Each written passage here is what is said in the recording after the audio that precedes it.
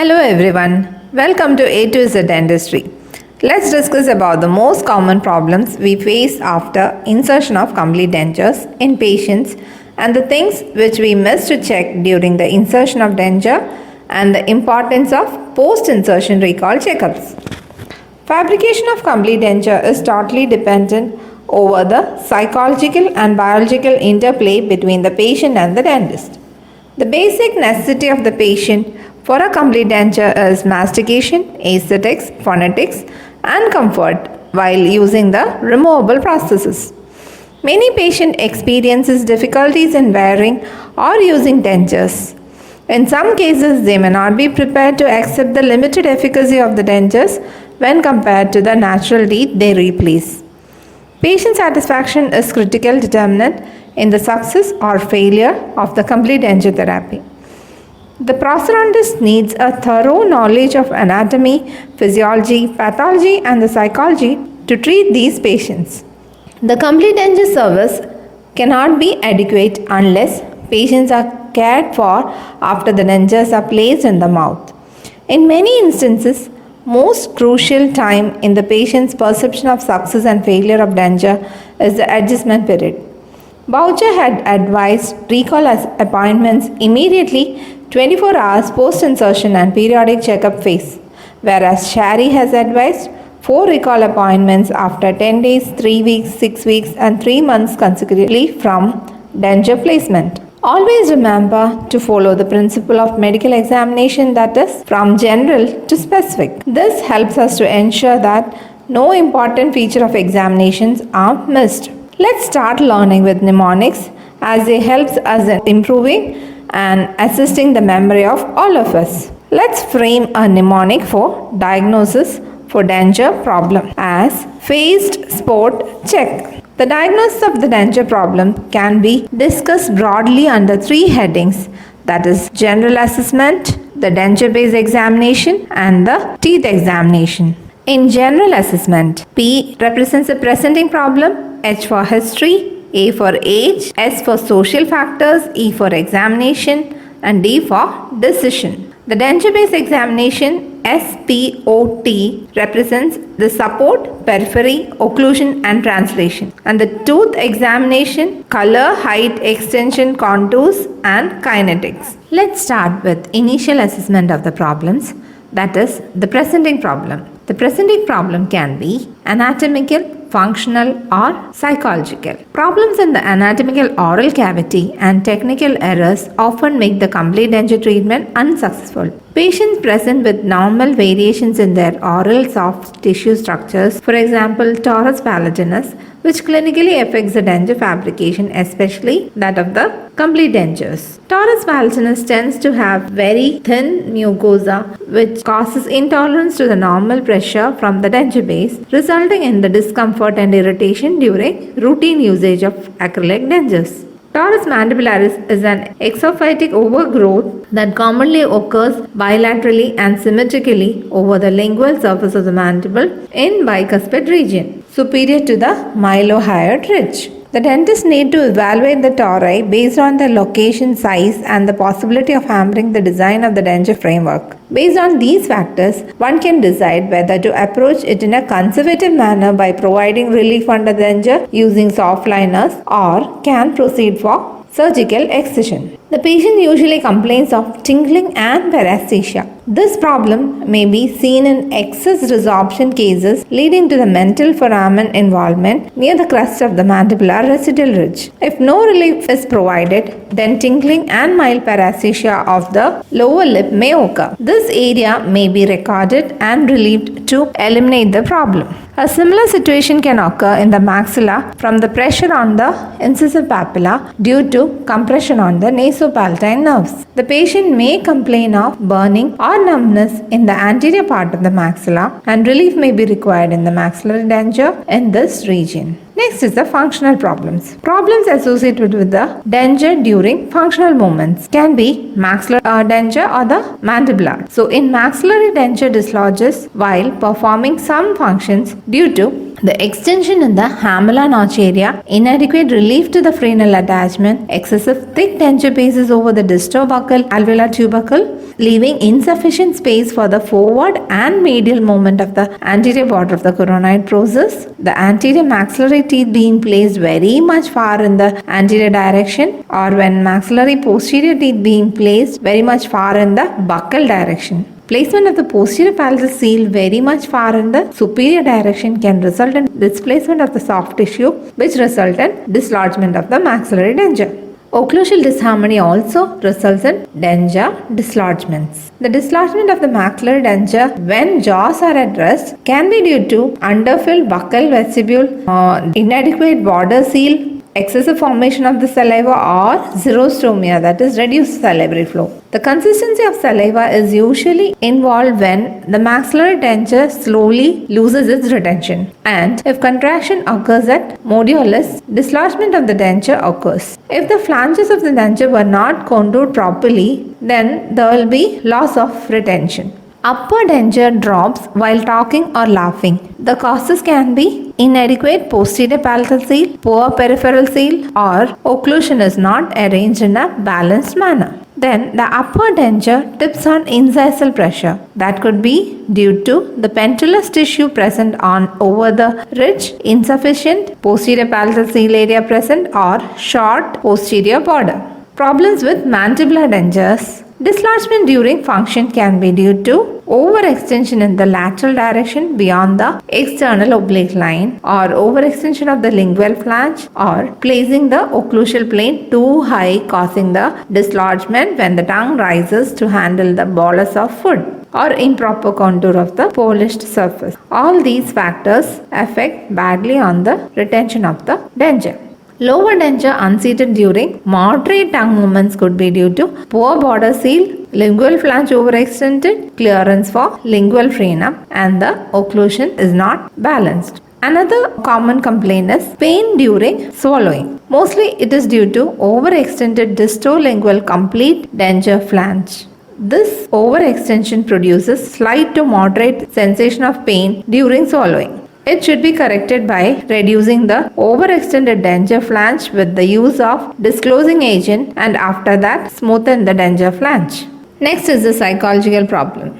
Loss of taste and altered taste sensation is a common complaint with elderly edentulous patients, probably because their taste buds begin to atrophy at about the same time that the dentures are first worn. The patient should be told that the most of the taste buds are on the tongue and are not covered by the dentures. Placement of a denture base that decreases the stimulation and temperature sensation to the palate may partially account for a loss of taste. Common etiology of altered taste is poor oral hygiene. Patients should clean the denture daily by soaking and brushing with non-abrasives. Tongue brushing is most important in increasing the taste acuity in geriatric patients. In most of the cases, when patients start wearing denture for the first time, they report problem of excessive salivation, and this problem resolves with time as the oral structures become habitual to the denture, and secondly due to the psychological tension. Some of the edentulous patients come with the problem that they are not able to eat food with the complete denture. Poor muscular control could be one reason that the patient wasn't able to chew or masticate the food. Other reason could be that the patient's expectations were too high with the processes delivered, that he or she wants to eat every food that once they enjoyed when they had natural teeth. In such cases, the dentist can change the occlusal scheme or can go for lingualized occlusion with lingual bladed teeth. And the patient should be educated well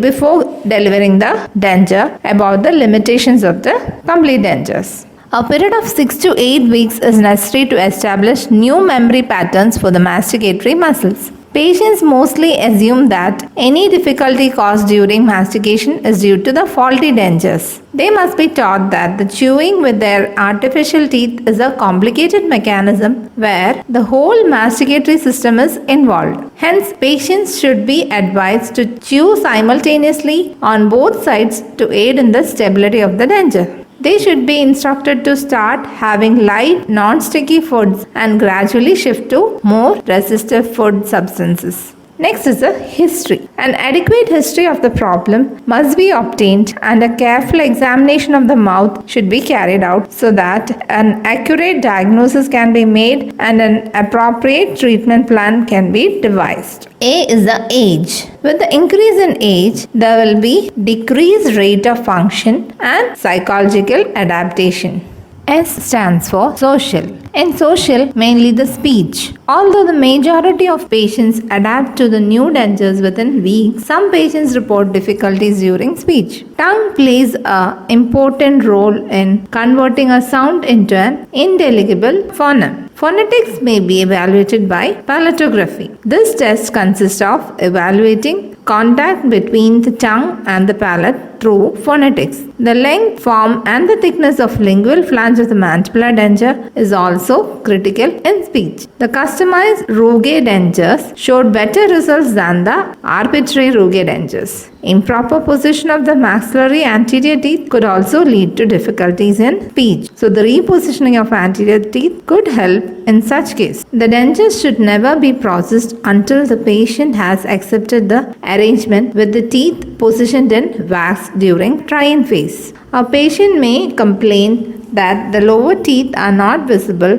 or may be dissatisfied with the degree of visibility of the teeth. Of course, increased visibility can be achieved by incorporating large overbite, but this may present a problem in the stability of the dentures. A further increase in the occlusal vertical dimension to get rid of facial wrinkles, mainly due to aging, should be avoided as it may render the adaptation to the new dentures more difficult. Careful contouring of the labial flange and the inclination of the maxillary central incisors will preserve the contour of the philtrum and the tubercle of the upper lip by providing adequate support. If patient complains of lip fullness, the width of the peripheral roll and the labial flange can be modestly reduced from the facial aspect without compromising the retention or aesthetics. Shade selection should be done following the SPA factor and the patient's aesthetic satisfaction. Next is the examination. In examination, the harmony of the dentures of the teeth and the facial appearance is checked. And the local tissue responses, that is, the mucosal irritations appear mainly due to two reasons: compression beyond physiological limits and the movement of denture during function.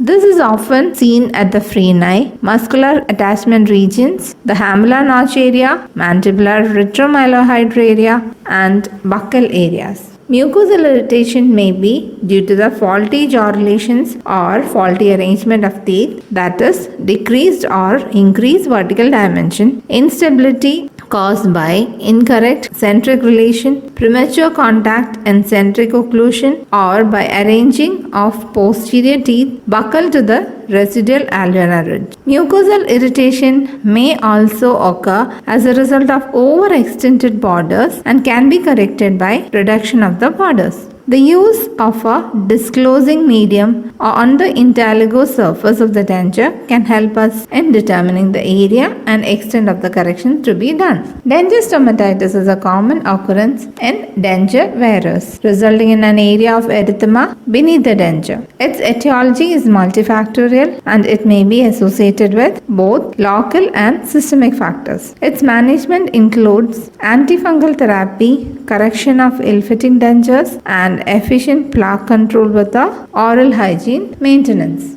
The last letter of the feast, D, stands for decision and not the diagnosis. Even if the solution is clear, decision at this stage should not be considered as diagnosis. Next is the examination of the denture basis. In that, spot, that is support, periphery, occlusion and translation. First is the support. Limited area of firm contact leads to poor support. Maxillary dentures have more support as there is more denture bearing area compared to the mandibular. In case of fibrous displaceable ridges, as forces of mastication cause denture to sink into and tilt on the supporting tissues, which results in disruptive retentive seal, relining or rebasing of the denture, giving additional vent holes in labial or buccal or lingual flanges, and use of low viscosity impression materials are used to manage the problem. Resorbed ridges results in little resistance to forces in lateral and anterior-posterior directions. Hence, the dentures are liable to move. This is treated by allowing optimal border extension in depth and width, considering endosseous implants and surgical deepening of the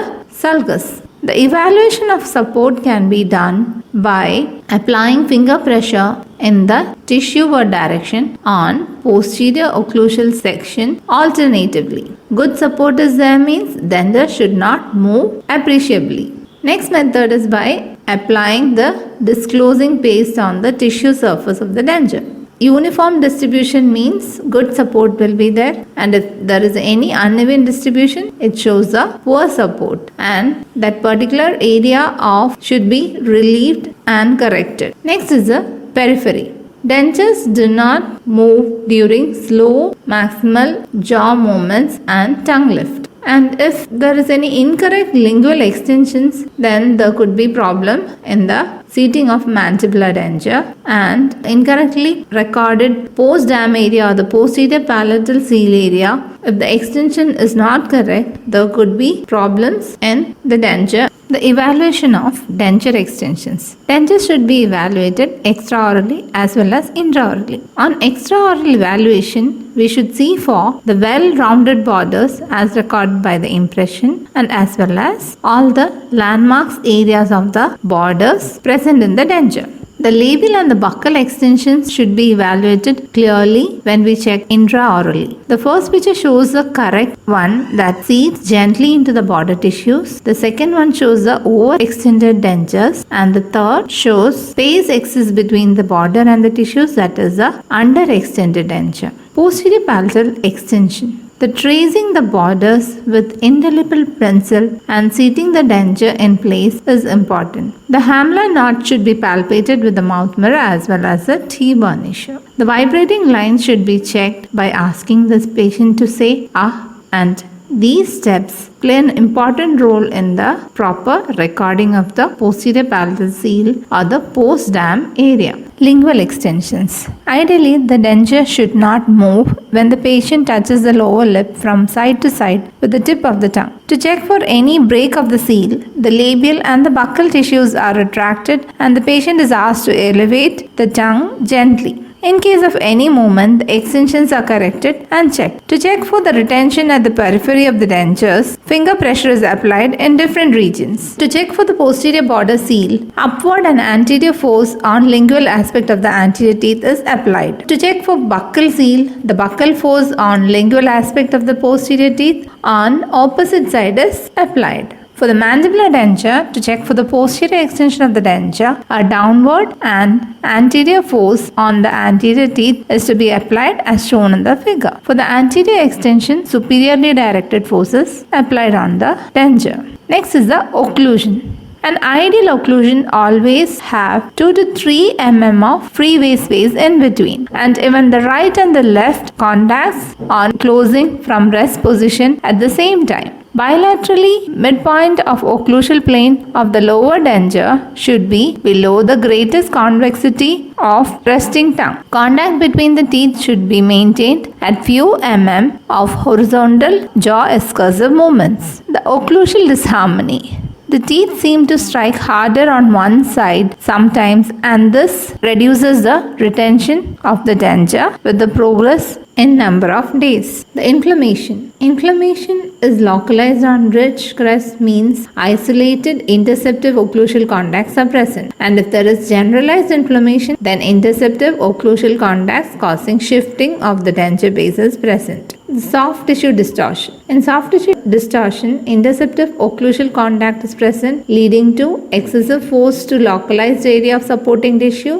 which leads to temporary or permanent deformation of the soft tissue, and this results in loss of retention and stability. Next is the bone resorption. Traumatic occlusion will accelerate bone resorption. Coming to the diagnosis, intraoral observation should be made. The simplest method is identify general location of the interceptive contact. Only way of evaluating final result of occlusal correction is to identify the interceptive contact, and method is by placing the thumb at the symphysis with light pressure, guide mandible to the terminal hinge position. Denture is stabilized with the index fingers. Close until the teeth has a initial contact like feather touch. Ask to close completely. Any movement indicates a interceptive occlusal contact which is present. An articulating paper or a ribbon can be used to check for any high points or the interceptive contacts. But the use of articulating paper is limited to processes that are stable and rest on firm supporting tissues. Then we can check with the central bearing devices. It requires careful control of patient jaw movements. Next is the mounting the dentures on articulator. It serves as a diagnostic and therapeutic procedure,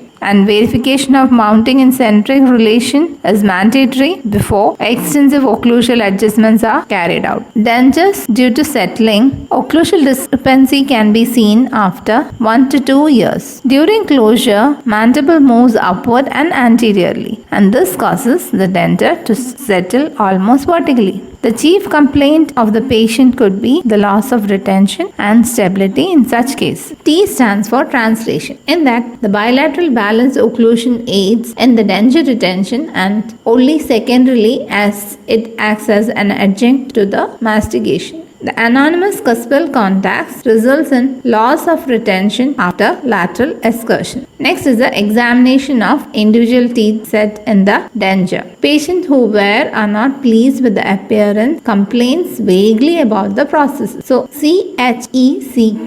C is the color, H is the height, E is the extension, C is the contour, and K is the kinetics. Patient's general desire for lighter or a smaller teeth has to be confirmed in the appointment of jaw relation. Color, contour, height, everything has to be checked during the trying stage, and a confirmation of patient satisfaction we get during the trying stage. This is most important for the success of our complete denture insertion. In the next part, we'll discuss about the common problems associated with wearing dentures, its causes, remedies, and sequelae of wearing complete denture. Do subscribe and watch other videos. Thank you.